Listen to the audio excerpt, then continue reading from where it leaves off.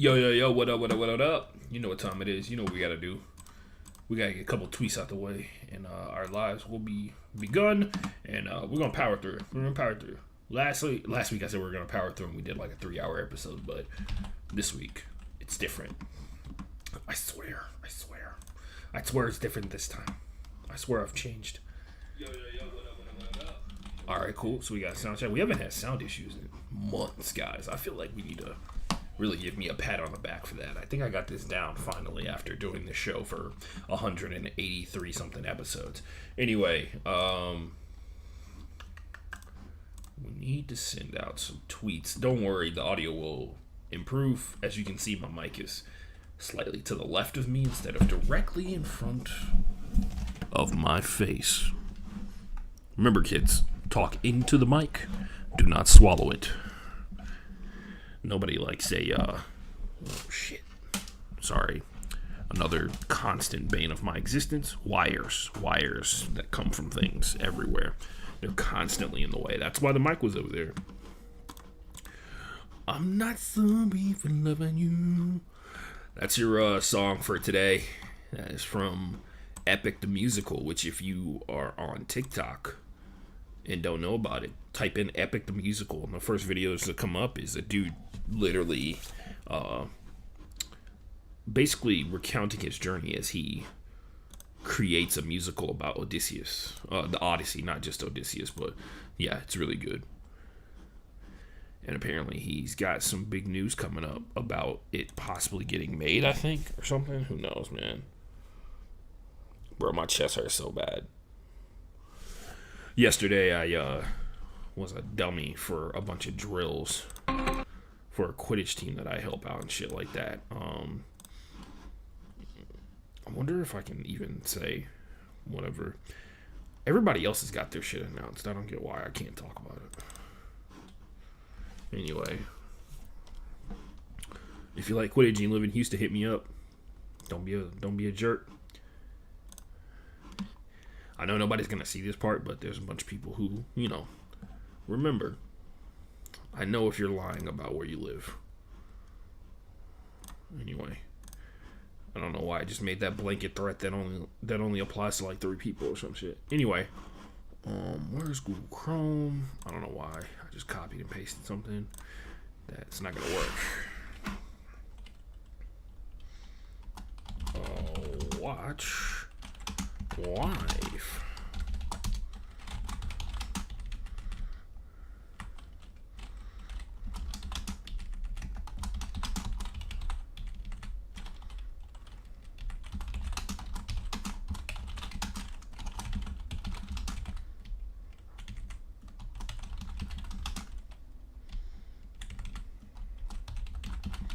I gotta come up with a better.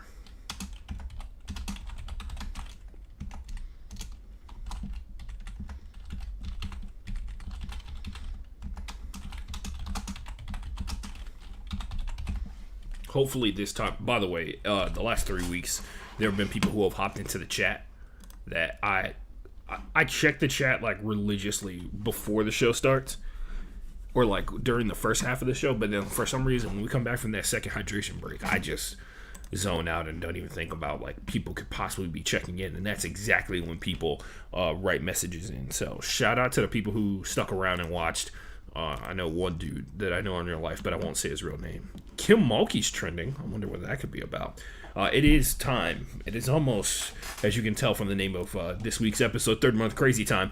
Shout out to the legend herself, Katie Nolan, for hipping me to a way to talk about March. That's pretty funny. Watch it, the links below. And also RIP to one of the greatest podcasts I ever listened to, which of course was the podcast that was literally slowly bled to death in front of us. For those of you who listen to Sports by Katie Nolan, they slowly eliminated everybody but Katie from the roster and then replaced people that you liked with one person that basically ruined the entire show. Shout out Travis. He's never going to listen to this. He's never going to listen to this because he's that self-absorbed. He's actually really terrible at podcasting, but for some reason was given the role of being in charge of Katie's podcast, which is fantastic. But hopefully Katie's doing well. Hopefully Katie Nolan is having a fucking fantastic day, because what happened to her at ESPN was pretty messed up. And hopefully she's out here making his money, which I'm assuming she is, because she's funny and pretty famous. So interesting choices made by ESPN. Seems like a lot of people wants to get like real big time, eventually end up getting kicked off ESPN, while all the old people who are no longer super famous in the sports world get to stick around. But hey, whatever. Somehow Sage still has a job.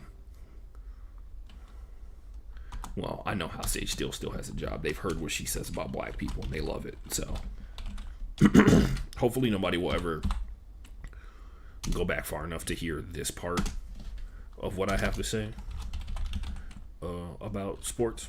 Everybody look like I kid you not. It's really funny when people hone in.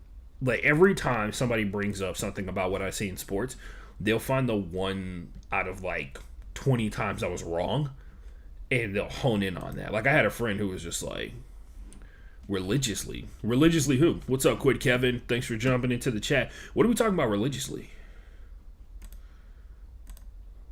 I do very few things religiously. I smoke cigars religiously. I drink whiskey religiously. I do the show semi-religiously. You have to be more specific. Oh, man. We're going to talk about some book. You guys want to hear a fucked up story? Oh, yeah. See, I got to get on that, man. So, like, I used to, yeah, sorry, Kevin. I didn't check the chat, and so that didn't come up. Also, the chat box is not on the starting screen. It is only on, like, every other screen or whatever. Also, you can't even really see the chat box. So, like, the chat box is the thing that shows what people are typing in the chat on the actual screen, so you can see who I'm responding to, but it's so fucking small that there's no way that somebody could like program it in and it'd actually be useful. I need to watch more streams to see how that's the case, because I'm sure somebody's figured out how to do it, mainly because I know that there are people who are far better at this than I am. NBA. No, I'm not talking about NBA YoungBoy. I honestly, he sounds like a kind of a bad guy. But usually that's what people like. So, what else we got? Oh, we talking about the W. We talking about the W. If you know, you know. We're gonna talk about the weirdest story in the history of sports. We're gonna talk about something that sounds like the oppression of women, but it basically is. Shout out to Quick Kevin for hopping in the chat as always. So.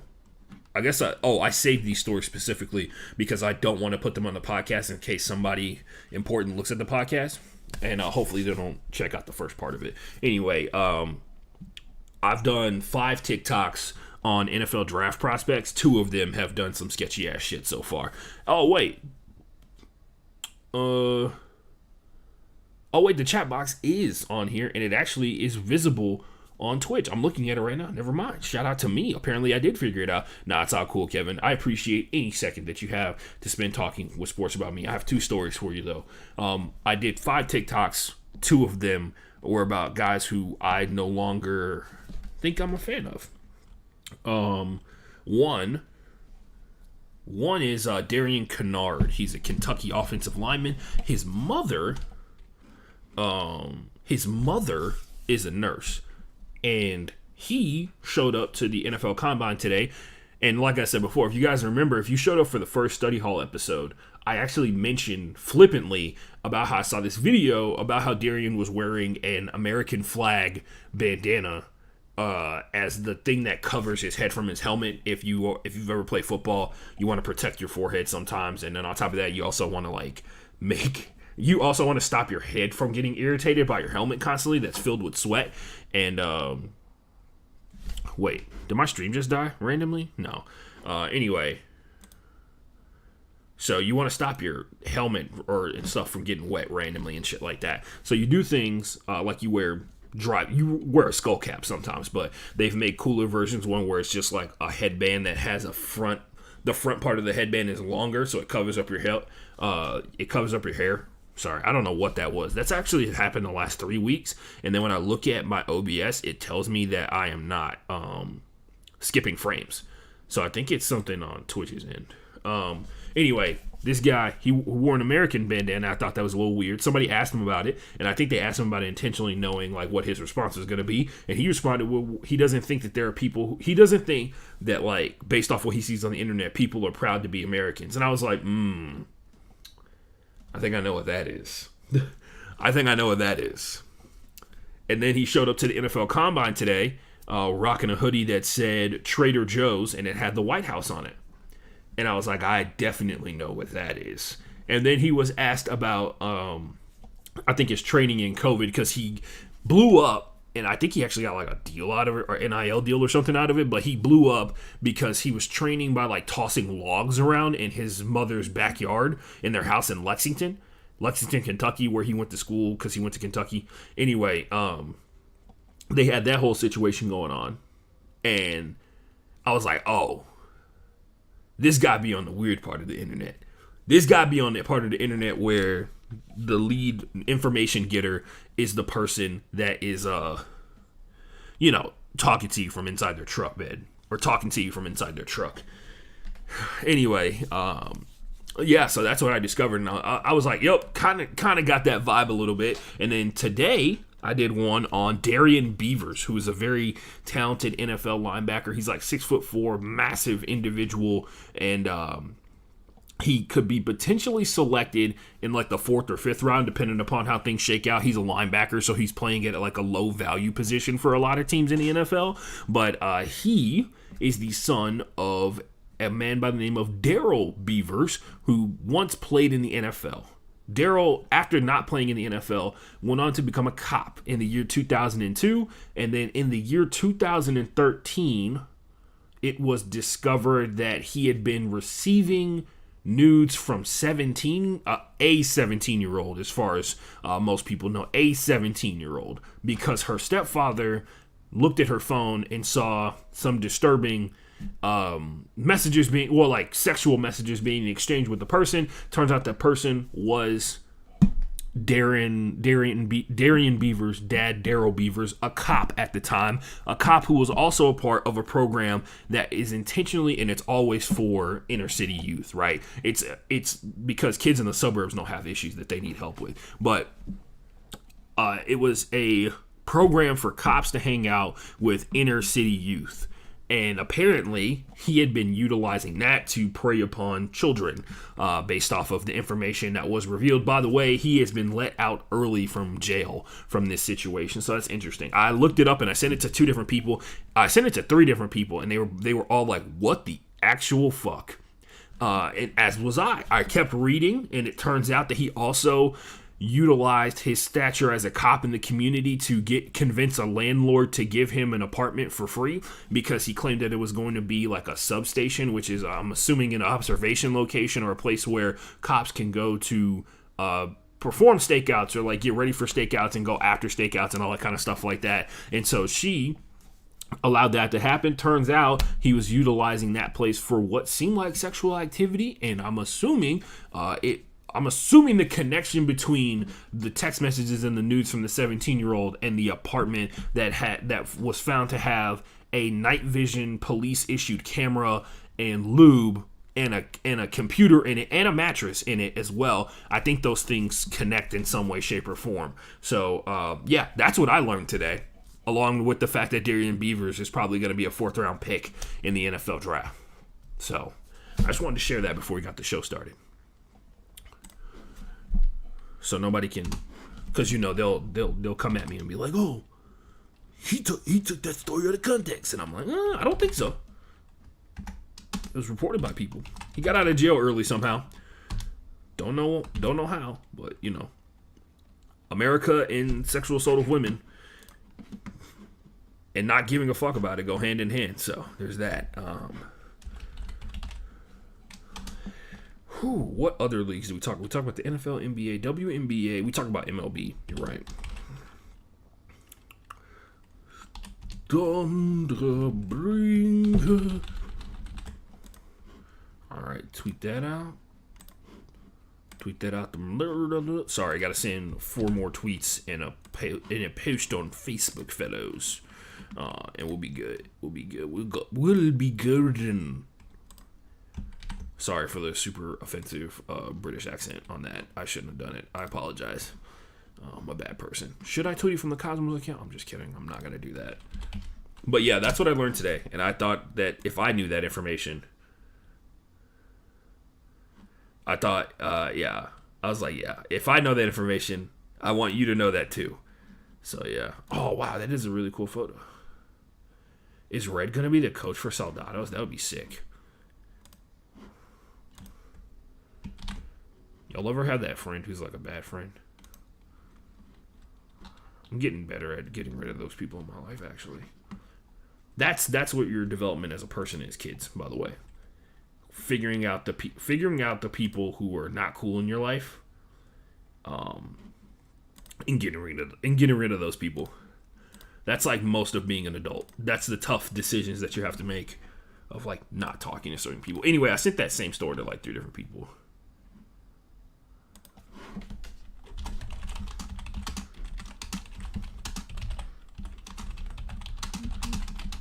Let's see, baby. All right. I gotta go to my girlfriend's house and I gotta go to bed early, baby, because I gotta get up at 7:30 in the morning.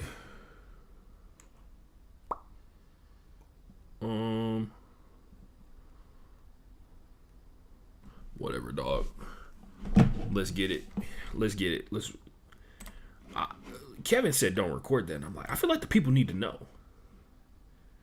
I have no idea. She just posted in her Instagram story, Major League Quidditch. I don't know if she just like made a graphic where it was like her in the photo or something like that. I've also heard like 7 different people are planning to be the coach of Soldado. So maybe they're just going to have a massive coaching staff and the power will be so diluted amongst each other that they will actually just have all the exact same power. Maybe they will have a council of coaches, if you will.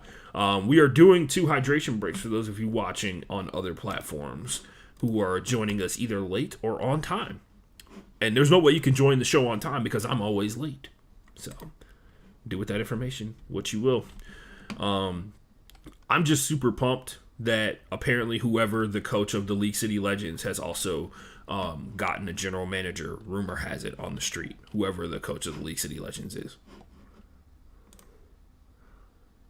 Oh, by the way, definitely doing... I'm not doing that. I'm not doing that kind of hydration tonight. I actually found a really nice whiskey, guys. Noble Oak. It is a double oak bourbon. No free ads, but it tastes good. Tastes tasty. What else was I gonna say? I was gonna mention. I have no idea. Anyway, let's start the show so we can get out of here quick. Going live in 3, 2.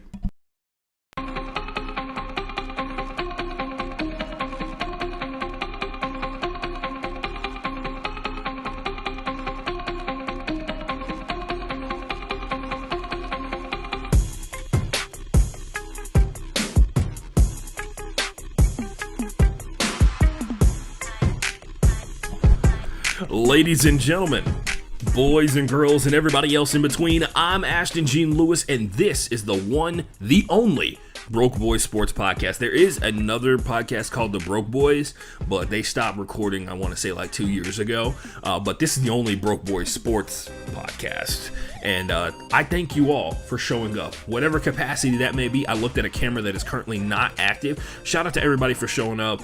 If you also would love to hear more, well, you wouldn't hear me, but if you want to like learn more about what I do on a regular basis when I'm not doing this show, check me out on all the social media platforms. Follow me on Twitter at FB_playbook. That's my sports only account. If you want to follow me on my personal account where I tweet about my life, which mostly ends up with me just like tweeting semi hot takes about Quidditch and stuff like that. Follow me at the Ashton J. Follow me on Instagram. I post like pretty dope photos. I'm not even gonna lie. By the way, ignore the ticker. I don't know what's going on. It won't take new commands, so that's fun. Actually, you know what? Since we're doing it right now, let's try it. Let's try and do this. But yeah, no, what was I going to say? Instagram, follow me at The Ashton Forever. That is also just so happens to be, by some random happenstance, to be the exact same name that I go by on TikTok.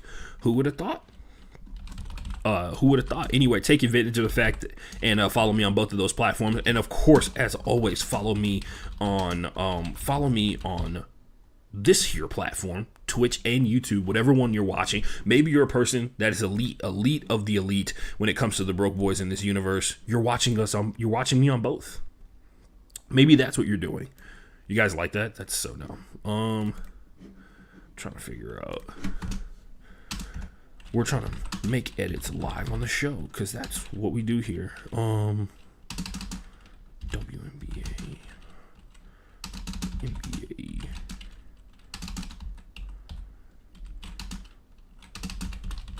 Drop questions in chat. By the way, I love like the chill factor, the fact that we're not doing like a live audio recorded podcast because I don't have to consider like describing things at a certain level. Also, views, not even lying, guys. Views on YouTube going up. I think I showed it on. By the way, if you're not joining me on Tuesdays, you definitely should. I do an hour and a half stream, and it's just called Study Hall, where I sit in like semi-silence or whatever and just read sports articles and apply for jobs and stuff like that. It is a dedicated amount of time where I go out of my way to not only prepare for this podcast, but on top of that, only focus on one thing. Like I can't put YouTube up. I can't pull YouTube videos up and have them playing in the background. I can't watch anime because then I'll get pulled off YouTube. So I have to, when I'm doing study hall, focus on what I'm reading. And last week, this past Tuesday, we read an article that we're going to talk about here today. So shout out to Study Hall. Oh, also, the last two study halls have had a combined 3 people who have never watched the show watch the show. So I call that big wins. I'm going to keep doing it. I'm seeing only success from Study Hall existing. So yeah, it's going to stick around for a while. And on that note, ladies and gentlemen, it's time to get the show popping. We are doing our 2 hydration breaks like we normally do. That's the points in the show where we take a couple of minutes. We listen to a Christina Gukas song and we jam out for a little bit. And I mute my mic so that I can drink whatever I want to hydrate with. We don't judge hydration factors here on this show. We allow all forms of hydration, whether it be good for you or bad for you, as long as it is a liquid that is drinkable by a human being without killing you. You are allowed to drink it for the hydration break. And I support anything that you're bringing to the table, like whiskey. Anyway, we have some things to talk about. We got nerd news, best of the best, worst of the worst. I got about a week ago is actually a follow-up about last week's about a week ago. So if you joined us last episode or 2 episodes ago, you know exactly what it is. We talking money. Are we talking money? We do not have media suggestions this week, but we do have what's popping, as we always do, where we just talk about other things that are going on in sports. And then, of course, the end of the show. We're going to talk a little bit about the NFL Combine. We got a story about the WNBA. I got, of course, more complaints about Major League Baseball because Jesus. Anyway, that's going on. Talk about the NBA a little bit, since that is the main that is taken over as the main primary sport that is viewable for most people, and it's going to be a ton of fun. NFL Combine's going on in the last 2 days. I've been locked in. It's been pretty fun. And you know what the best part is? I'm not a person that spends a ton of time like writing stuff down, watching film or anything like that. I just show up to see you guys do cool stuff. I like listening to NFL Draft podcasts to hear about like what guys are doing, what they're special. Like I feel like sometimes when they're describing them, they kind of make them sound like characters in an anime or something like that, where they kind of have like a special ability where they're like, oh man, this guy's power is like super overwhelming type stuff like that. And I listened to it. I really enjoyed it. I've always been a big fan of the Combine. Unlike a lot of people in sports media, I don't pretend to be a scout. Like, I just watch, because these guys have done, like, cool shit in college their entire lives, right? So it's pretty cool to see guys who are, like, top-tier athletes who have prepared, and all of them have a wild-ass story for how they got to the point where they're on the precipice of becoming a millionaire, right? So I want to hear that, and I love good stories. Anyway, speaking of good stories, let's talk about one that was a great story that all of a sudden was taken away from me. And that's our subject for Nerd News, ladies and gentlemen. Young Justice Phantoms is coming back, and somebody at HBO Max decided to make the brilliant decision of them having a damn near 4-month break in between episodes releasing. So they had not released an episode since like December 31st or some shit like that. and now they are coming back. I saw the trailer recently posted on the HBO Max YouTube account, and I actually watched it, and I was super pissed off the entire time. I'm not gonna spoil what the actual plot of this season is, because it changes drastically from season to season, but I will talk about in particular my frustration with this show getting jerked around by like multiple networks. So if you're not familiar with Young Justice, it used to be on TV, then it was on a streaming service that I think only Warner Brothers owned. It was Warner Brothers only streaming service or whatever. That was the one where like Swamp Thing and all those were on at or whatever. And then it became then it disappeared for like 2 years. Then they brought it back.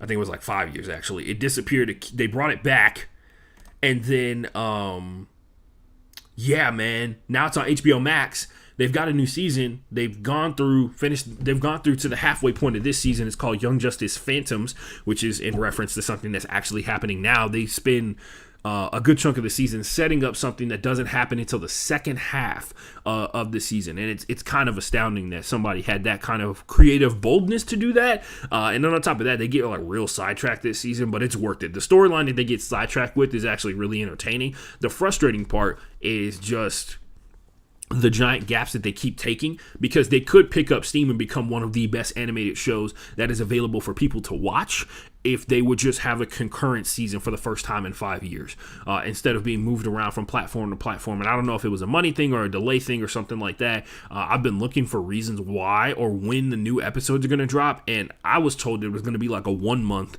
layoff instead of a 3 or 4 month one, and it's been really frustrating for that to be happening, because I'm all caught up. Like, I'm not behind at all, so I'm waiting for the new episodes to come out, and I love this show so much. If you're not I've mentioned it multiple times on this show, but if you do not watch Young Justice, you definitely should, especially if you like animation and superheroes. Also, the animations of anything that's DC makes you see how helps you realize how frustrating it is for DC fans, which I would consider myself one to be, because as you can see here, the bottom of this totem pole of superheroes and the top of this totem pole of superheroes are both DC characters. It is John Stewart, the Green Lantern, and the other one is, of course, Static Shock, who is a black super. All three of these guys are black superheroes. That's not by accident.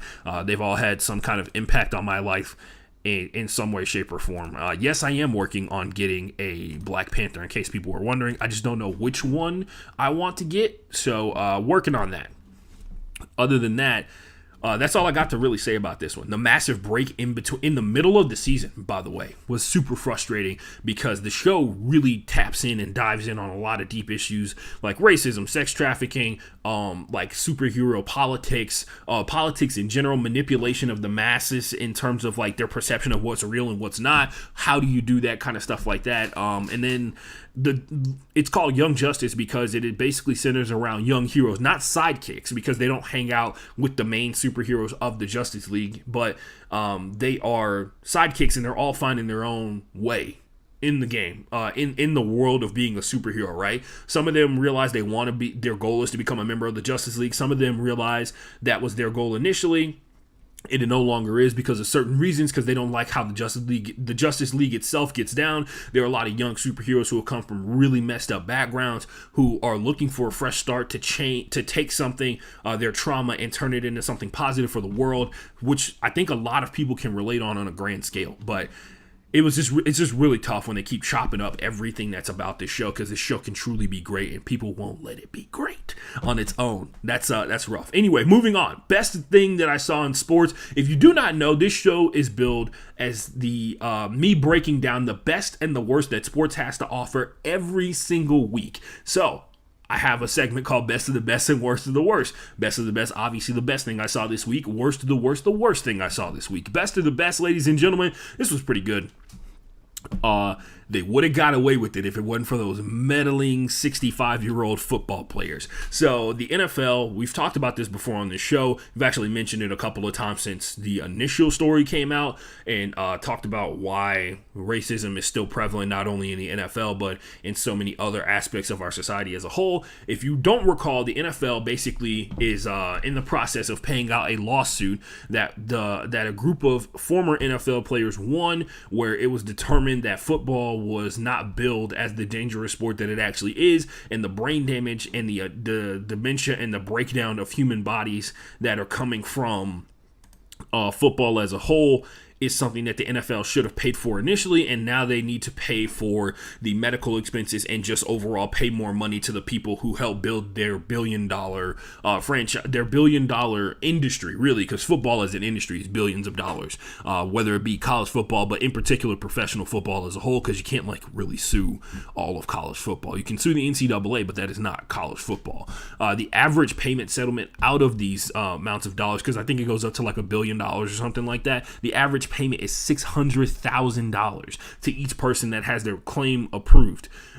The problem was when this was initially broached a certain way to determine if people were eligible for these payouts, and on top of that, these helps with the medical expenses in general, was the baseline testing of what people's mental cognition used to be in comparison to what it is now, right? To the determining factor of whether or not a person was suffering from dementia, the determining factor of trying to figure out if a person's deterioration of their body was accelerated due to their time in football, or is at a higher rate than the average person. One aspect of that, and it's because, and this is an example of how ingrained racism is, whether it be against black people or just people or people of color in general, this is an example of how it's against black people. Race norming is a tactic, a mathematical calculation, if you will, that is an adjustment to what the intelligence of a human being is. So to determine if a person is suffering from some kind of mental disease that was set on by the violence of football as a whole, especially early on in football, right? To determine if that is possible, you have to have a standard for what a normal person's mental cognition should be at that player's age. So if you got like a 65-year-old football player who used to play in like the 70s or the 60s or some shit like that, right?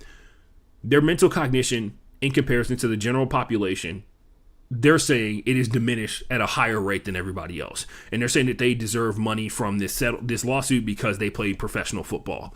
They go to a doctor utilizes a bunch of different the doctor utilizes a bunch of different tests which are used to get to a certain number of points to calculate whether or not their mental cognition or the physical cognition has been reduced due to football, right? The problem is the points are higher for black people than it is for white people, right? Literally, that's what the problem is. So race norming is the attempt to scale the attempt to scale how we calculate if a person is dumber or if a person has been hurt mentally by their time playing football. That usually is centered around intelligence. Is their intelligence diminished, basic cognition diminished because of their time playing football? The baseline for this test has a built-in assumption that black people are dumber than white people. So to reach the threshold of being a person that suffers from dementia is more difficult because they're like, you're not suffering from dementia, you're just stupid because you're black. That's literally what race norming is. It's a way to, it is rooted in the base assumption that black people are dumber. And so it makes it more difficult to prove that black people have had their mental cognition reduced, right? This is something that was utilized in this NFL lawsuit, and it has been utilized in so many different facets. It is something that's actually been attacked on multiple levels and removed from a lot of other assessments of mental cognition for human beings. This is the really weird part about it. You think about it in all the different facets, right? This is like a 3-pronged kick to the nuts. It's like somebody kicking you in the nuts 3 different times if you're a black person. So not only is it calling black people stupid, that's number one. Number two, it's an example of how deeply ingrained racism is, not only in science, in some aspects of it, but also in like medical care, because this is talking about the mental health and mental cognition and the brain health of a human being. So that's already built into it. So you're gonna miss things because you just are on this base assumption that black people are dumber, right? That's number two. Number three, you are now, because of this racial bias, keeping black people away from things, one, that they earned fair and square, right? Money and resources that they've earned fair and square. And then on top of that, the ability to access medical care that they actually need because you don't think that black people are actually that, like, you think less of black people. So when it comes time to actually help them out, you're misdiagnosing them because you assume that they're dumber to begin with. This is also another example of how people fundamentally don't understand what intelligence is, right? This inadvertently adding this race norming factor, believe it or not, because in the NFL, as we know, the general population is almost the inverse of what America looks like to a certain degree. Like 70% of NFL players are black people, as opposed to, and white people make up the second largest minority group of people, which is the direct inverse of the world that we live in America, right? So when you have a race norming factor added into how you pay out your $600,000 increment, you save on the number of people who are going to be able to qualify for money from this lawsuit. And all you can do is be like, well, we tested them, we gave them an opportunity, and they didn't fulfill the requirements that we agreed upon for the lawsuit. But if somebody's got their thumb on the scale, people are not going to qualify for it. So trying to hustle people out of money who need it to be able to increase their quality of life in their final couple of years, hopefully long-lasting life after football, taking it away from them. You know, classic. The NFL trying to get away with, once again, screwing over people who used to be a part of their labor force. It was a huge deal, and it still is a huge deal. The other thing that goes into it, like I mentioned before, people not understanding what intelligence actually is. Intelligence isn't like memorizing information like 2 + 2 = 4, or even understanding that if you have 4 things and you take away 2, I have 2 things left, right? Intelligence is the ability to apply understanding to problem solving. So if we lived in a world where you needed to figure out how to run cover 2 effectively, cover 2 being a defensive scheme for football, for those of you who are the uninitiated out there. If you needed to have a way to run cover 2 effectively, and that's how we determine who the intelligent people in our society were, guess what? Everybody in America is a fucking idiot. Like, most people in America are fucking idiots. The percentage of people who are intelligent is like 1%, or like less than 1% of 1%, right? Because very few people even know what cover 2 is, let alone know how to run it to be an effective defense, right? That is something that has played big time into what has held up stereotypes about black people, because intelligence has only been viewed, and this is the same thing for people of color. This is actually the same thing for a lot of other people, just certain types of white people as well, because like we only view intelligence through like a certain prism, the ability to understand complex math, the ability to understand complex sciences, whereas the ability to be able to cycle your legs together to be able to run a 40-yard dash faster than like 1% of the people on the planet is a form of intelligence. Body control is a form of intelligence. The ability to watch film and understand what defenses are trying to do is a form of intelligence. And I say that specifically, but we can also talk about how people, like, a form of intelligence is the expression of art through painting, whether it be painting, chalk, or sculpting. The ability to smith iron is a form of intelligence, right? There's so many different ways that intelligence displays itself for human beings, but we only kind of respect like maybe 2 or 3 of them. And this is a perfect example of it, right? Like, this is why race norming is a thing to a certain degree. Also, we can admit that racial bias is a factor, is an independent variable that affects a lot of things that exist within science, the world of academia in general, and everything else that we see. Like, admitting that is not a bad thing. The refusal to change it is the bad thing, right? Understanding that the people who came before you, the very nature of their culture was rooted in keeping people out of certain things, not even just black people, right?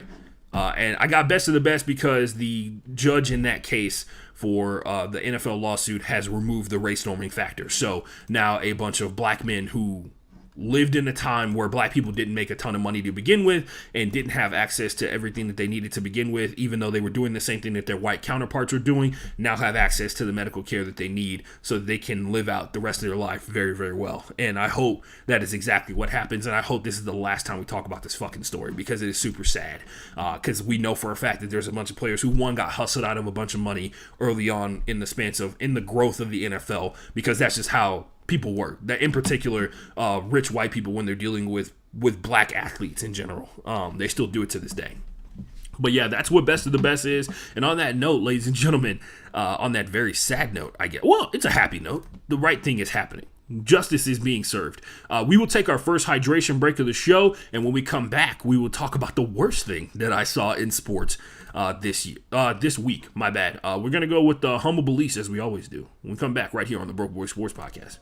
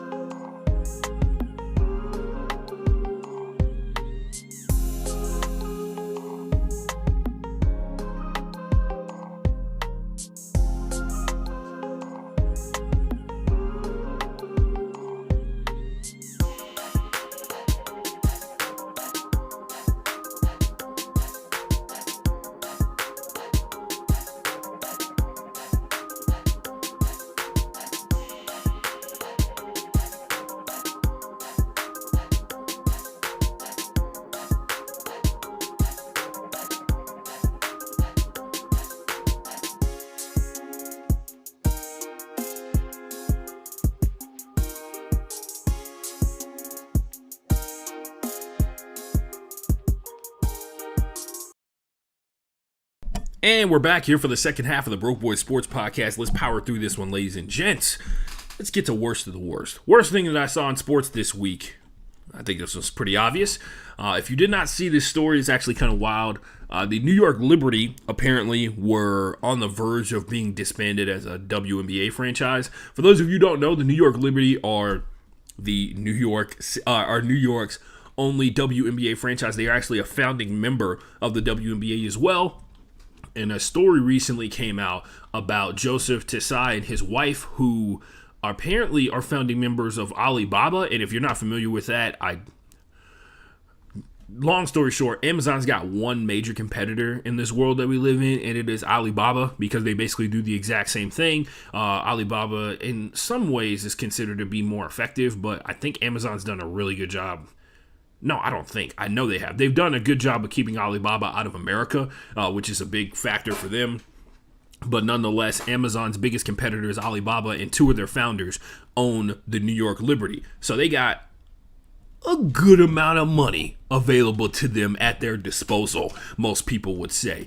They recently were brought up and punished. I think it was like $500,000 was the official punishment that came out from the league, and it was initially going to be $1 million. Some people were talking about, they were speculating that they were going to take all of the New York Liberty's draft picks. They were going to disbarred the New York Liberty from existence, all because they violated a small teeny bit of a clause in the WNBA CBA, collective bargaining agreement, where team owners cannot provide private flights for their professional athletes. So yeah, the New York Liberty got in trouble because they paid for, I think, 2 team events for the team to fly on a private plane, go somewhere and hang out with each other, and then come back to New York or whatever the situation may be. I have to imagine that the team also paid for whatever was waiting for them on the other side of the flight. So that may be a factor. There's that goes along with it, but nonetheless, that is the biggest offense that a team can make, apparently, within the world of the WNBA when it comes to committing CBA violations, giving the ladies things that are too nice, like private flights, instead of having them take commercial flights. Also, for the second half of this past season, they got them private planes to be able to go to and from away games. And then also the one playoff series that they had, where I think they played the Phoenix Mercury in the first round and got swept. The Phoenix Mercury who got to the WNBA Finals and lost to the Chicago Sky. So that's what we're dealing with right now, for worst of the worst. A lot of this stems from the fact that there's a 2-pronged collection of owners within the WNBA. If you're not familiar with it, I'll kind of break it down real quick. Basically, there's the owners who are just like every other thing in the NFL, the NBA, and all kinds of things like that. There are owners who are richer than others by a lot, right? There are some people who got rich off real estate. There are some people who got rich because they founded a website that generates billions of dollars on a regular basis. And if you own like a large share of this company, you're making millions upon millions. Some people making billions, some people making trillions. And there's a big difference, right? There's a big difference between, like, I've built 1,500 neighborhoods and I have basically changed the way that shopping is done permanently forever, right? There's a major difference with that. I've invented technology to go along with my online store that nobody's ever seen before. So that is a thing that exists within every realm of sports, but in particular in the WNBA, there's a big difference between the guys like Joseph Tsai, who is the owner of the New York Liberty, and a lot of other owners who have teams in not such primo marketplaces like Indiana, the Indiana Fever, right? Indiana, I think they're based out of Indianapolis or whatever, but that's not New York in terms of media markets, in terms of like money being able to possibly be generated if you sold out every single game, kind of thing like that. More people that are available. Anyway, the Liberty apparently were almost destroyed because they chartered private flights for their players. This is an example of basically like the broke boys within the realm of the WNBA getting mad because the new generation of owners that's coming in actually wants the WNBA to succeed and actually wants to put more money into the league, and they feel that giving the players the things that they need to be better professional athletes is what's going to get the WNBA on the track that they want to be, to become a money-making machine like the NBA, which owns 50% of the WNBA, right? That's what the article actually is about. Check it out. It's actually really well written, and it actually brings up multiple examples of why private flights could change the way that the WNBA functions as a whole. There were multiple games missed last season, and there was multiple games missed last season because of issues with commercial flights getting canceled. Privatized flights, not necessarily canceled. And if they are canceled, it is the whole team will not be able to show up, not just part of it. There's also examples of how every WNBA player needs the extra leg room and that they have to take like multiple connecting flights to get to certain locations so that they don't have to sit in the middle seat on a flight because they are above average height in like 99% of cases for human beings. I'm 6 feet tall and I have a tough time sitting in a commercial airplane seat. Right? And I don't even like flying like that. So they have to do it on many occasions. But yeah, that's something to think about there. That's worst of the worst. I thought it was like the wackest shit ever. I get them getting in trouble for breaking the rules and kind of stuff like that. A lot of owners actually entertain the idea of like, hey man, it's totally cool if we only charge them like $500,000 for breaking the CBA. That means that there's a fixed price on violations of the collective bargaining agreement, and they're totally down for that. So with that being said, worst of the worst goes to the WNBA on this situation, because to even contemplate, one, taking draft picks away, and then two, removing a team entirely from existence simply because they gave their employees something nice is probably the weakest shit I've ever seen. Might be the softest shit I've seen all year. And it's March. You know, but yeah, that was the shittiest thing that I saw this week in sports. Moving on, about a week ago. This is a 2-camera. Yes, it is. About a week ago, last week, Art brought, by the way, about a week ago is a segment that we do about the quick nature of the 24-hour news cycle, about something that changed drastically from one week to the next. Last week, Art Briles coached college football. He had not coached college football in 7 years, and so Hugh Jackson called him up, and he got him hired on as the Grambling State University offensive coordinator for football. This week, Hugh Jackson has basically admitted to tax fraud. So the situation happened where Art Briles got hired. Everybody reacted to it. Doug Williams had the article that came out with Aditi Kinkawala from Sports Illustrated, the Washington Post, where she talked to Doug Williams, and Doug Williams said it was embarrassing that they would even consider hiring Art Briles, a person who, if you don't know what he did, check out last week's episode. I spent like 20 minutes, I think, talking about detailing all of the shit that Art Briles did, but basically he condoned rapes for multiple years over to win some football games. Anyway,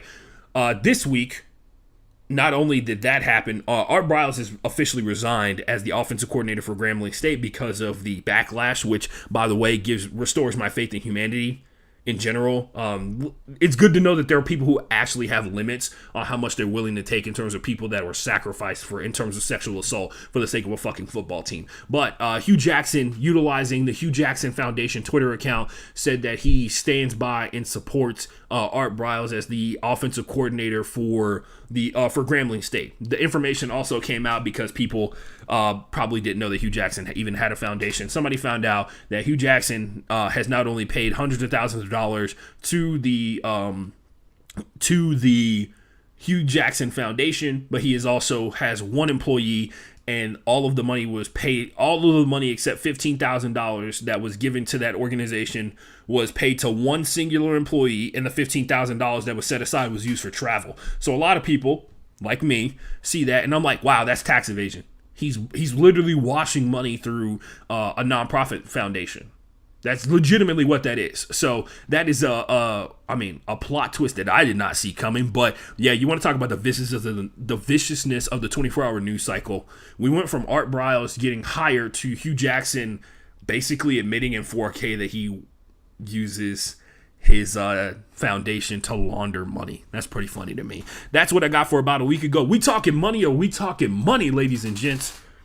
Millions and billions is the number for We Talking Money. So the MLB has begun to cancel games. They've canceled the first two series for the opening. Sorry, they've canceled the first 2 series for the MLB season. So opening day is canceled as of right now, and according to Major League Baseball, they're not rescheduling anything. So weird. They're going to do opening day, but it won't be opening day when eventually this does happen. The owners tried multiple times over when they were on the verge of coming up with a deal to throw in like last second minor tweaks to what they both agreed upon, and the players realized what the owners were doing. They were fucking with them. They were disrespecting them. They're like, you're so desperate for this money, we can change the deal at the last second and you'll still sign it.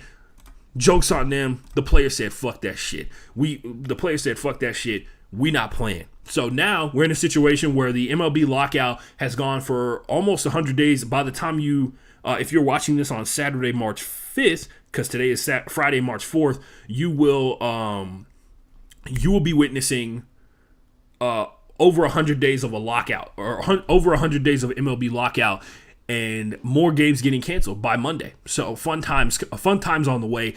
Major League Baseball basically shooting themselves in the foot. But yeah, we talking money in the sense that there's already, by the time Monday rolls around, there will be triple digit number of games canceled in Major League Baseball. There's already 93 based off just the first 2 series of the season being canceled, and it's all about who can, they're trying to starve out, they're trying to smoke out the players. That's what it really comes down to. And it's time to see if the players are going to cave, because we've seen things where they've tried to change. There was one key issue, well, not key issue, there's like 1,000,000,001 key issues that they're arguing over. One of them was creating a luxury tax where you can go over the salary, very similar to what the NBA has, where you can go over the salary cap, but like over a certain amount. And if you do go over, you pay $1 for every $1 that you went over to the league, all that kind of shit like that. The owners wanted to stay the same for 3 years and then change after the 3rd year. The players wanted to change they wanted to increase every single year. If you're wondering why that's a factor, if it changes every single year, that means that there's more money available for players to be able to take from each one of the teams.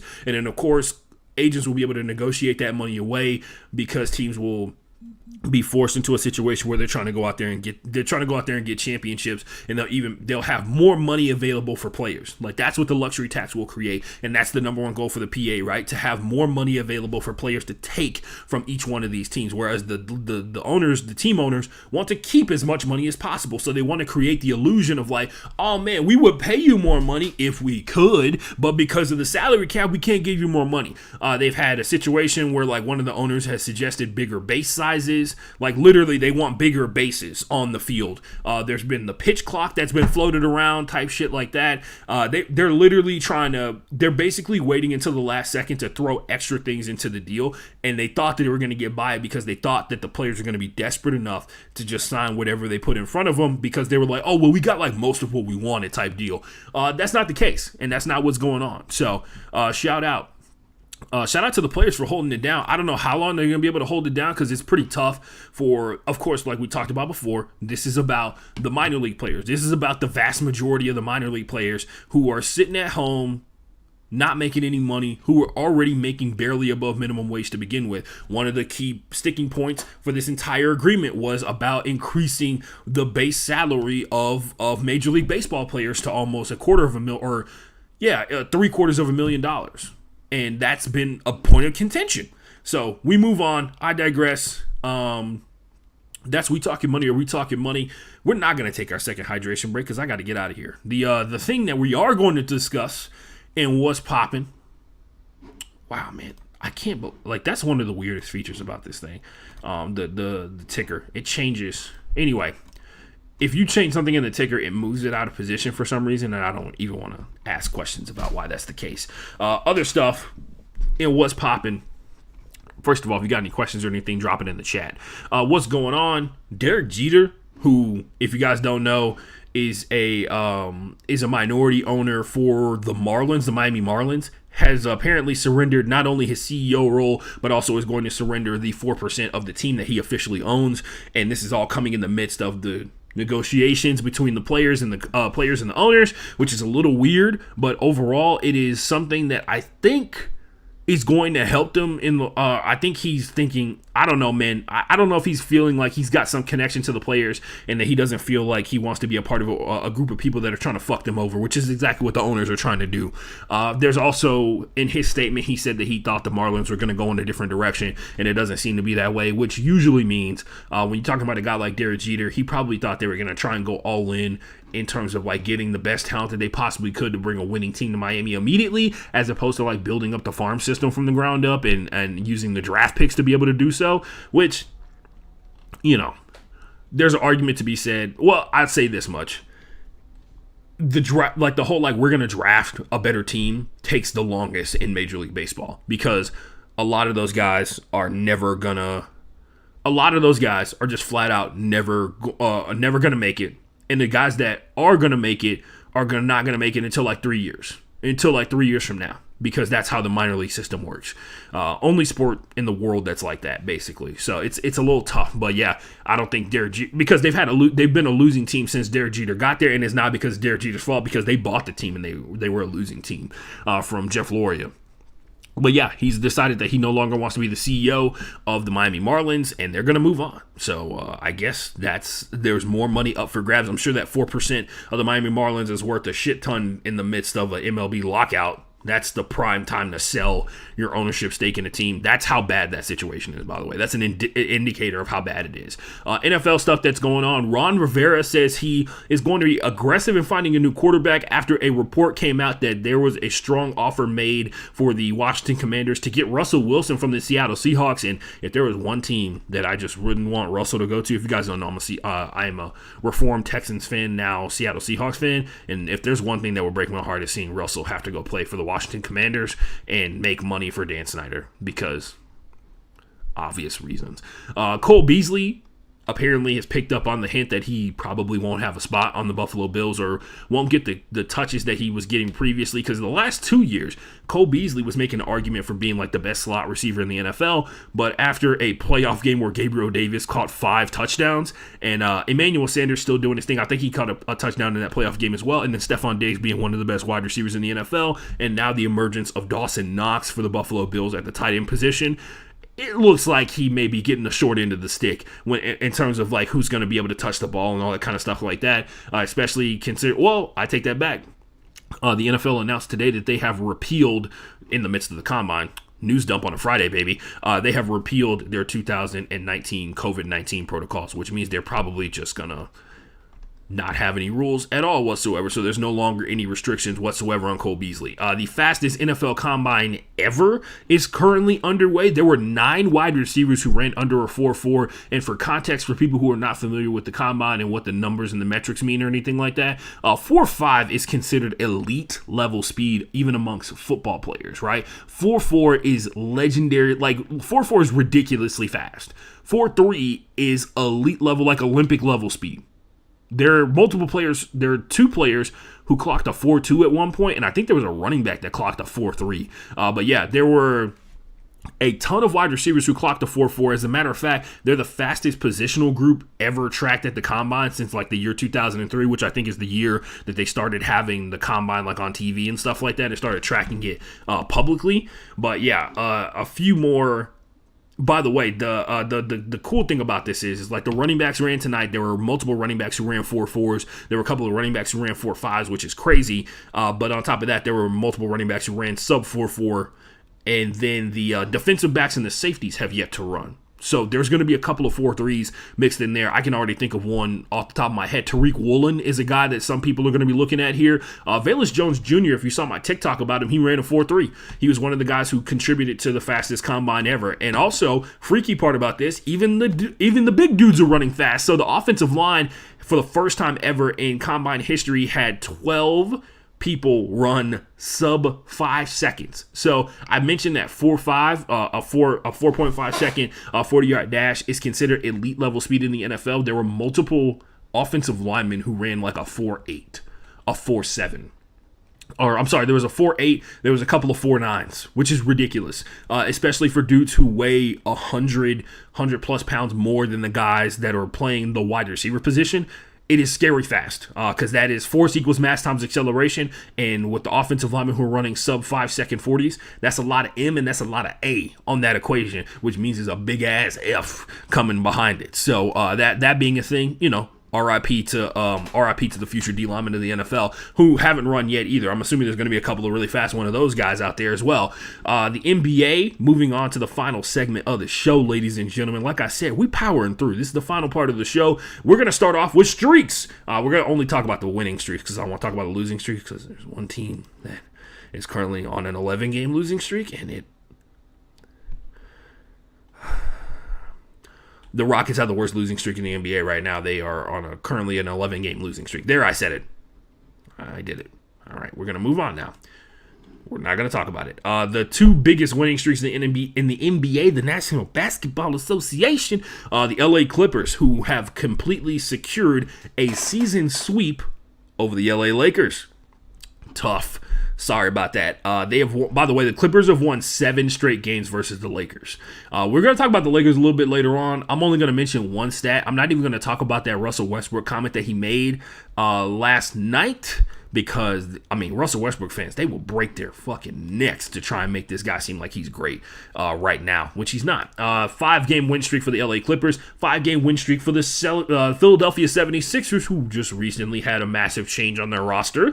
Correlation, I think so.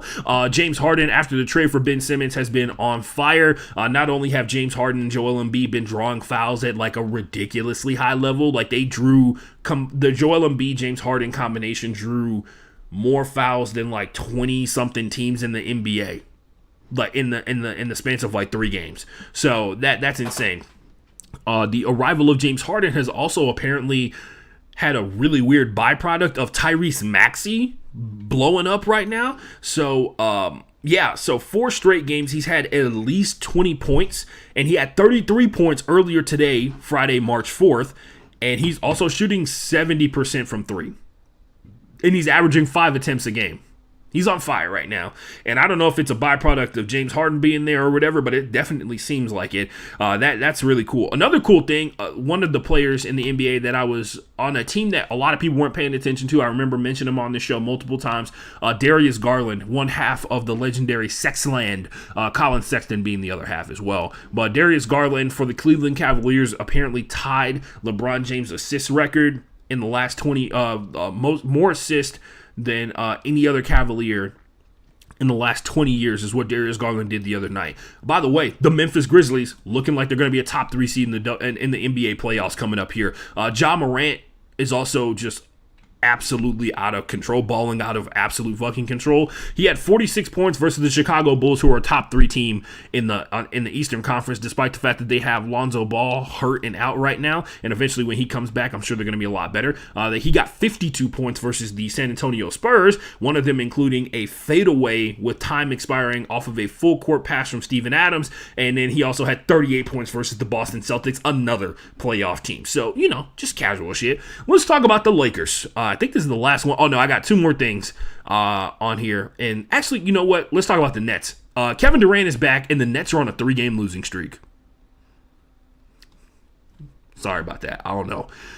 Last part of the show, and then we're out of here. Let's talk about the Lakers in the context of this really sad stat from StatMuse, which is a really great Twitter follow, by the way. StatMuse.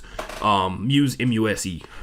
The Pistons have lost 12 of their next game, 12 of their next 13 games from January 21st on. They still have more wins, 6, than the Lakers have since the same timeline, 5. So the Pistons have lost 12 of 13 games, or lost 12 of their last 13 games, and the Lakers still have fewer wins. So, yeah, they are 26th in offense this season. Right now.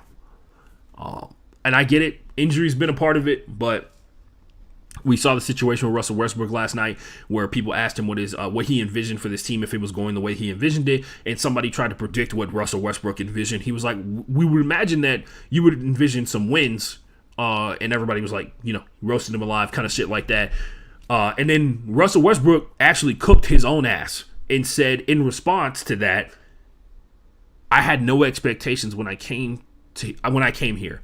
So just to put that in context, Russell Westbrook, a man who is highly competitive, loves to win, I would imagine. He wouldn't get anywhere near as far in basketball if he didn't love to win. And he came up and commented and said, I had no expectations when I came to the LA Lakers joining LeBron James and Anthony Davis. That is an example of a person who just wants to be right in that situation, right? Like he's bullshitting you. He had 100,010% had expectations for when he joined up with the LA Lakers, and they were more than likely championship expectations. It's okay to admit that it's not going well, man. That's the first step to recovery. And he also mentioned that his role on the team changes nightly, and that he feels like he's doing a really good job of adjusting to the fact that his role changes on a regular basis. So that's tough. And on that note, on that very sad note, the show is over. Leave. I'm kidding. Anyway, wash your hands, wash your ass. If you have the ability to wash your entire body, please utilize that ability. Do it for me. Do it for the people. Do it to fight COVID, even though it won't help because COVID's an airborne disease. Anyway, literally, just wash your body in general. I promise you, it'll go a long, long way. If your skin's getting dried out after you finish taking a shower, it's probably because you got bad soap. Get better soap. On that note, only one thing left to say. Go home, Roger.